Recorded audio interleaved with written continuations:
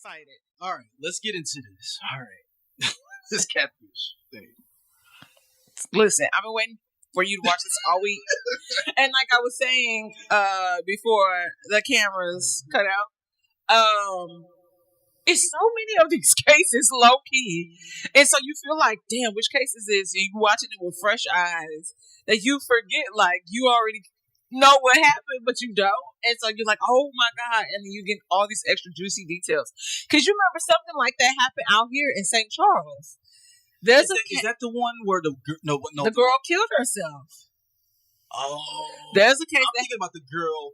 It was like somewhere maybe like a little bit southwest Missouri, where the woman it's like where you make your kid think that they're sick, and like and that's her boyfriend end up killing them all. No, that's a different story.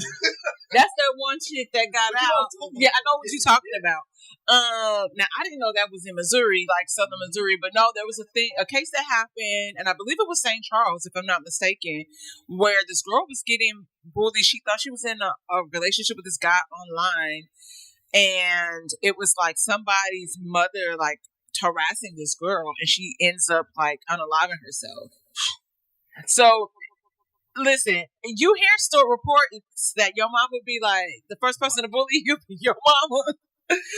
Shit. Be jealous of their kids. And I think that what's really crazy about all of this is how long it took them to solve this case, right? And so for those who have not seen this documentary, it is on Netflix, and it's called Unknown Number. And pretty much these two high schoolers are dating. They have been family friends for a long time. All of a sudden, they start dating, and then someone somewhere down the line starts harassing the girlfriend, and her name is Lauren Lucari. And she gets this text from this unknown number, and it was very graphic and sexually explicit, and the girl is only like 13 or 14, right? Because again, they're in high school. And so then they end up putting them like in a chat together. They're like texting. This person is texting them. And so they ultimately go to their parents about this. And the parents get the authorities involved, and they're trying to figure out what's going on. They initially just tell them to block the number, but it's clearly a Google number. The texts keep coming in, and they suggest to the parents to change the numbers, which they don't. But the wild part is it's inside the house. So it's like the person comes back into the chat like, because she got the damn number. She got the number. And so that was the weird thing about it. This happens over the course of like almost like, it's like 21 or 22 months by the time they figure it out. So like at one point, these kids were getting text messages, like up to 50 to 100 messages a day. So you are like, they are talking about this girl's image, your flat ass in them leggings, you shouldn't have wore that. So they're like, the school is trying to pinpoint what's happening on the cameras. I mean, superintendents are involved, police are involved, and they cannot figure out and get to the bottom of this. So ultimately, it disrupts Owen, which is the boyfriend, and Lauren's relationship so bad that they break up. And she's still getting harassed. But the crazy part was, which was really interesting, is that later down the line, Owen ends up dating another girl, and someone, this unknown number, also texts the new girlfriend's mother. So saying like, oh, I'm like pretty much like off you or whatever. Like I do this for Owen and all this other stuff. And he has like no clue. And his mom's just like, what's going on? What is going on? And so the girlfriend confronts the Owen about this. And it's like, do you know who this is? He's like, I have a stalker. And she said, you have a stalker? I don't. We're just immediately like, I don't. Because she doesn't even live in the same town. You got to respect that, though. I'm not. That was gangster. I was like, I'm not, because I'm not. Respect that young lady, though. Absolutely. I ain't got to look. Listen, my name is Bennett. I ain't in it. And so this is your drama, not mine. And the weird part about all of this is like, it's so crazy because the mom was so involved in her daughter's life and Owen's life because you coaching, you assistant coach for different stuff. You keep a scoreboard, so they even try to pin it on other people. Especially the one girl that they said, this girl Chloe, who was known for being like a bitch and a bully, and like all this evidence at one point points to her simply because the unknown number like shares information that only Chloe would really know. Hey man, and this I mean, woman has no time on knows, and she's supposed to be this tech person, which will make sense how it took to do all this. she was able to mask it for so long. And I mean, I can't believe that you. Oh, hey man, no disrespect to our white listeners, but it's only white people that do this shit. Could you imagine? Look. What if that girlfriend was black? Ooh, the next girl, the new girlfriend. What if she was black? And then showed up. Also, question: how did you get this woman's information? Like, do you know how crazy that is? And all I can think of the parent, right? the other mom. And all I can, She probably could call to school like, "Hey, I just want to talk to such and such parents. Can you give me the information?" you can't do that. Or if you're in the PTO, might be. That's why I was like, all the but parents. she's in another town, so I was thinking, okay, I was like, y'all don't live in the same town. She's on text, so she might be able to research who you are. That's why I figured she probably had some public facing business where she was able to get that information and send that. Maybe that was a business number because you can. But let's get back to the plot here. Mm-hmm. This woman was so obsessed with that young man. And we're not talking about it enough. Everybody's like, "Oh, she's such a terrible." I was like, "Are we going to talk about how she was infatuated with this underage kid?" And you was talking about why didn't they try to jam her up? I was wondering that. I wrote that down. Like, why didn't they try to jam her up for child? Not child. You're trying to. It would be pedophilia. Like like you trying to. Like the high school teachers that be trying to get on these students, same principle. Yeah. Nah, they got a whole nother thing about that teacher bait thing though. But it was the weirdest thing. I was like, yo, she did so many things outside of like harassment and that warranted more than like a year behind jail, and then you still was harassing her in these emails from jail, and y'all allow her to have access, and I guess because she didn't have any criminal record. But let there have been a Negro doing that shit. Oh, yeah. They would have threw the book at. Yo, you saying, what did she say? Oh, Owen likes my creamy pussy. Like, these are supposed to be high school. That's why I was like, who is that? And and it was funny because the guy, the parents of Chloe, the daddy was like a cop. Mm-hmm. And out the gate, he said that was somebody's mama. Like, that is a parent. This is not a teenager doing this. Like, this was so weird. But when you look back on it, it was so many signs that pointed to her mother. Mm-hmm. And like we said, like we're looking to see who's doing what on these cameras. You keep coming into this office. You keep asking what's the update. You keep trying to involve yourself in this pursuit, but then you didn't want old girl to change her number, talking about, oh, it'll help us catch. And then you lying. You still lying, saying I didn't initially send those texts. Like, wait, well, let me do her mouth, because her mouth, her jaw is like sunk, like little jawline sunk into her neck. And she's like, I didn't initially send those shots. Showing that shit there. And her mouth was barely moving. Dude, like, so I don't believe her. I don't believe you. Is this worse? Is this the worst one of these little documentaries that they be having on Netflix? Or is that other one? Was it Baby Deer Reindeer? Right. Oh, Baby Reindeer was so good. So, okay. If it were this is worse because this is your child, though. Yeah, I was gonna say this is way worse because now this girl has severe trauma, and at the expense of her own mother. Like, I don't think we talk about enough the trauma that we can experience at the hands of our parents, our family. I don't think we talk about that enough and how chaotic things can get. Because like I'm thinking about everything now, like me being in town for a funeral and all the drama that has surrounded, like when it comes to somebody dying.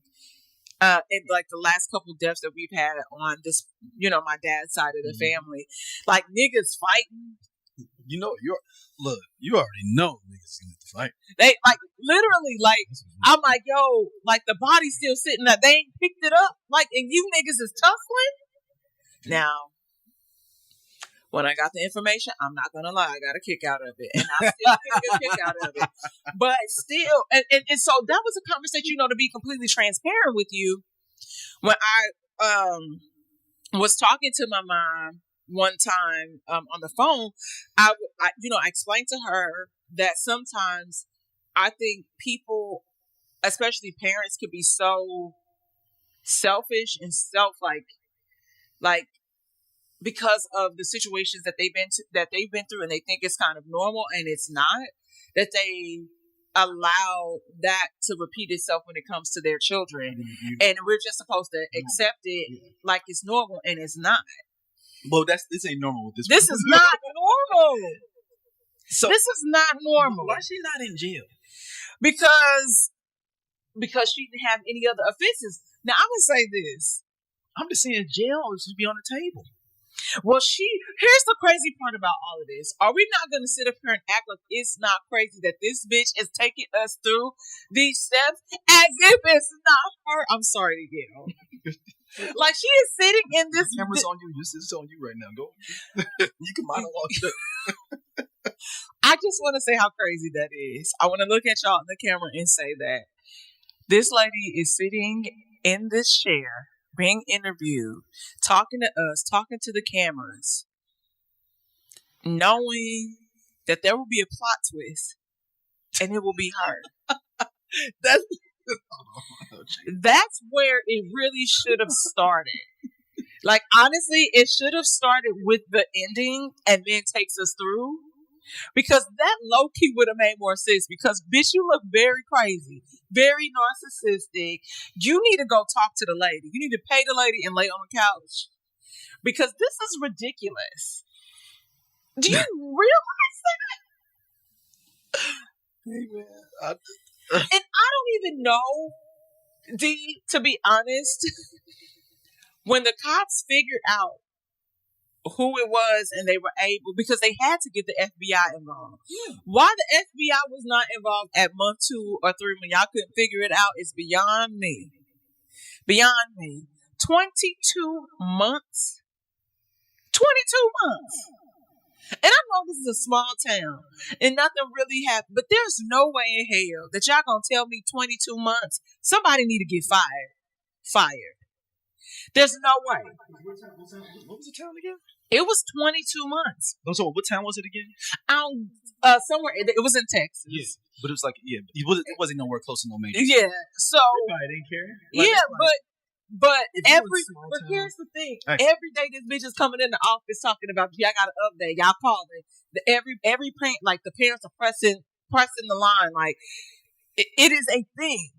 And then when the cops told Lauren that pretty much your mama did that shit, they told her without telling her, like they kind of was like, we're gonna leave it, I guess, to the parents to have this conversation, but we confiscating all of this stuff. And mind you, they call her husband. Her and the husband had separated because of this, because it was just too much drama, too much stress on their family.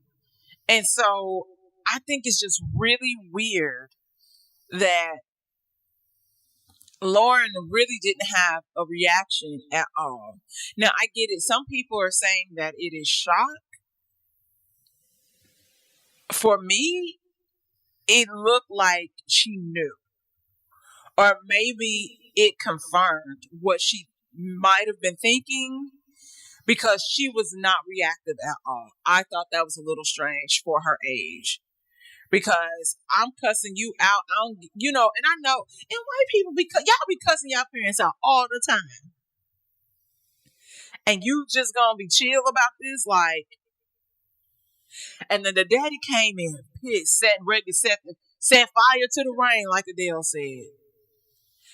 Like, he was like, get your shit and get out. It was he was acting like Angela Bassett and waited till it was in Michigan. It was a small town in Michigan. Okay. He was acting like Angela Bassett and wait till his hell. Get your shit. Get out. And she was like, I can't call my friend. He said, I call them for you. They need to come and get you. Where you been working? Look. Where you been working? And she been lying about having this job. She had got fired. She said she had 2 jobs. Got fired for both of them. That's how she was able to send all the messages. I'm sorry. I just had this long soliloquy, and I'm sorry. But this just don't make sense to me. 22 months? Hey, look. Shit. I don't know what else. Bro, I don't know what else he's supposed to do, to be honest with you, the husband. I don't know what the husband's supposed to do, to be honest with you. I don't, honestly, I think he did with any father in their right mind. Like, we already having these problems. You kind of being weird.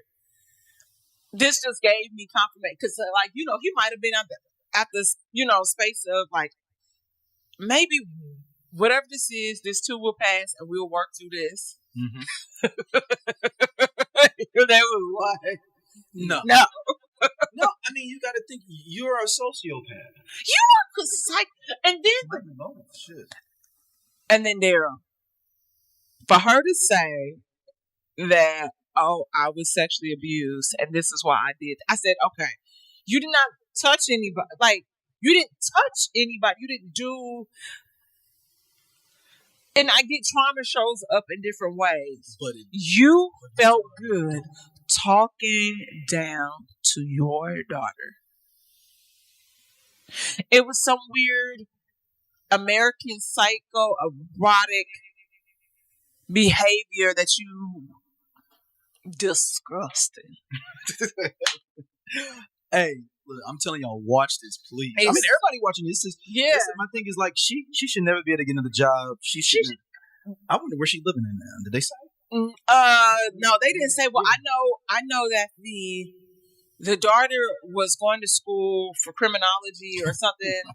And then I think she kind of really isn't talking to the mother anymore. But I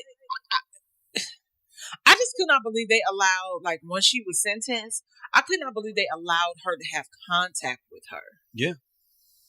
Like, there's another, now this is a docu-series, it's 3 episodes, that's on Hulu called Betrayal. And it's the 3rd season, I just watched it. That's what y'all need to watch, because when I tell you... Is it based off of this? No, it's not based off of this. It's a completely different situation, but when we talk about, it starts off with a camera being hidden in a bathroom. Okay. And then all this other shit like unfolds or surrounding it. My God. But when it came to the judge, like, they threw the book at this nigga. Oh, shit. Okay. And I mean, it gets worse from the cameras because they were only going to be able to charge this guy with a misdemeanor.